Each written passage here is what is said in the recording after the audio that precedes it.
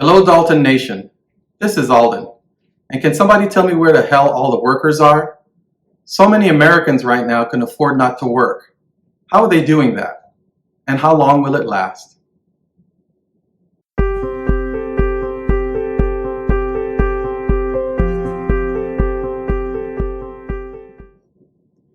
A shortage of bus drivers has forced school districts to combine routes. A lack of servers has caused restaurants to reduce hours. And you may have noticed that the checkout lines at supermarkets, drugstores, and other retailers have grown. The labor shortage of 2021 is both conspicuous and perplexing.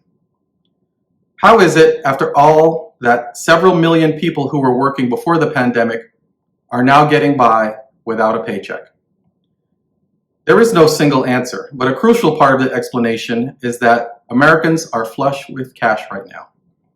Thanks to the pandemic stimulus programs during both the Trump and Biden administrations, many families have received multiple checks from the federal government over the past 18 months.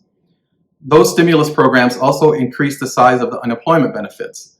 Over the same period, home values and stock prices have risen too. As a result, many households have more of a financial cushion than they used to. If anything, the recent increase in savings have been larger at the bottom of the economic spectrum than at the top. With this cushion, some workers, especially those in service industries disrupted by COVID-19, have decided that they did not like their old jobs enough to return. Others have simply quit their jobs. All of this shouldn't be entirely surprising. The American economy over the past few decades has not been very kind to workers. Since the 1980s, income for the poor, the working class, and much of the middle class have grown slowly, failing to keep up with either economic growth or the incomes of the affluent. Other quality of life measures are also flashing red. Life expectancy has grown more slowly in the US than in dozens of other countries. Drug use, alcohol use, chronic pain, and suicide have risen among the working class, while marriage and self-reported satisfaction has declined. Many people are realizing that the way things were pre-pandemic were not sustainable and not benefiting them. The US does not have a pure labor shortage so much as it has a shortage of workers willing to accept the working conditions that today's economy often demands. There are also labor shortages in some other countries, probably related to their own large pandemic stimulus programs, but the situation seems to be most intense here in the US. The big uncertainty is, what the hell will happen next? One possibility is that we have entered a new era of tight labor markets. With more Americans choosing not to work, including aging baby boomers, companies would then need to increase pay and improve working conditions to attract employees, and some are already doing so. In this scenario, the pandemic would represent a turning point.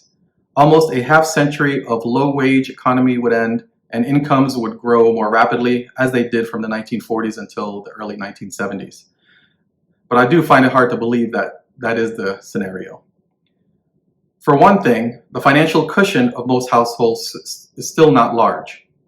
The median cash savings of the bottom quarter of households has risen to 70% over the past 2 years, but is still only about $1,000, and the pandemic stimulus programs have mostly ended. Eventually, more Americans will feel the need to go back to work. When they do, they will find a job market where employers hold a decided power advantage because of the decline of labor unions and an increase in corporate concentration. The college dropout crisis, leaving many workers struggling to keep up with technological changes, plays a role as well. President Biden and many other Democrats favor a set of policies intended to put workers on more even footing with their employers. That agenda includes paid family leave, expanded child tax benefits, subsidized childcare, and a crackdown on the anti-union activities, and a more aggressive approach to corporate consolidation. But it is unclear how many of those ideas will become law. Congressional Republicans have expressed concerns about some of these same trends, but oppose most policy responses. Congressional Democrats have razor-thin margins in Congress and don't yet agree about what laws to pass. In the meantime, workers are holding out until their savings disappear. Businesses are holding out until their customers disappear.